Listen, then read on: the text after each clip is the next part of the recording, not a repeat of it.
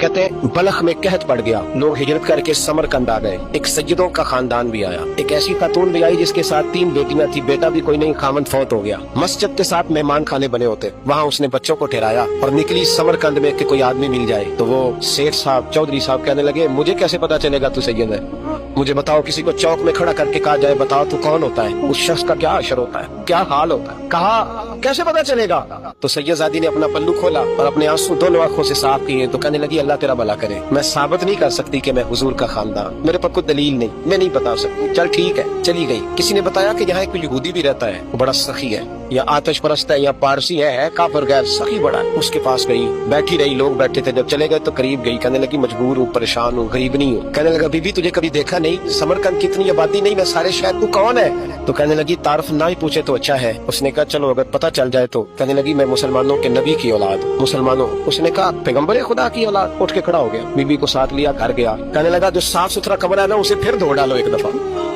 दफा फिर धो डालो। कमरा धुलाया, साफ कराया। फिर कहने लगा, बीबी मेरे बर्तन ज्यादा साफ सुथरे नहीं, मैं नए ना खरीद के ला दूं। फिर नए बर्तन लाया। फिर अपने बच्चों से कहने लगा, ऊंचा न भूलना, ये सैयदा फातिमा की शहजादी आई, यहाँ कोई शख्स ऊंची बात न करे। फिर कहने लगा, बीबी जो मेरा बिल्कुल तैयब और हलाल रिज़्क है ना, ये उसमें से लंगर है, लेकिन चूंकि मैं गैर मुस्लिम हूँ, मुझे सलीके नहीं आते, जैसा तैसा भी हो ना, इसे कबूल कर लेना। खातून को कहने लगा, ये घर है, जब तक जी चाहे यहाँ रहना, देखना, हो सके तो रात अपने नबी से सिफारिश करना, मेरा भी कोई मसला, मेरी भी कोई कबूलियत कहीं हो जाए। वो मुसलमान कहलाने वाला रात को सोया। कहते जन्नत सजी हुई है, लोग जन्नत में जा रहे हैं, लाइनें लगी हुई हैं, नबी पाक लोगों को जन्नत में भेज रहे हैं। मैं भी दौड़ के लाइन में लग गया, फरिश्ते ने मेरा बाजू पकड़ा, का पीछे हट। तो मैं दौड़ के हुजूर की बारगाह में गया, मैं हुजूर सारे जन्नत में जा रहे हैं, ये मुझे नहीं जाने देता। नबी पाक ने फरमाया, तू कौन है। या रसूलल्लाह मैं मुसलमान हूँ। कहते हुजूर मुझसे फरमाने लगे, कोई दलील है तेरे पास, दलील है कोई तेरे पास। मैं चुप कर गया। फरमाया, मेरी बेटी है, तेरे दरवाजे पर आ ही गई थी तो तू दलीलें पूछने लग गया था। मैं जा दौड़ जा। सवेरे आँख खुली तो गलियों में ढूंढता फिरता है, तलाश करता फिरता है, कोने कोने में जाता है, वो सादात का घराना कहाँ है। ढूंढते ढूंढते उस गैर मुस्लिम के दरवाजे पे जाके पहचान लिया। तो कहने लगा, खुदा का वास्ता, जो तूने नौकरी की है ना, इनकी मुझसे 11 गुना ले ले, ये सादात का घर मुझे दे दे। तो कहने लगा, कल तू आता तो शायद बात और होती, आज बात और है।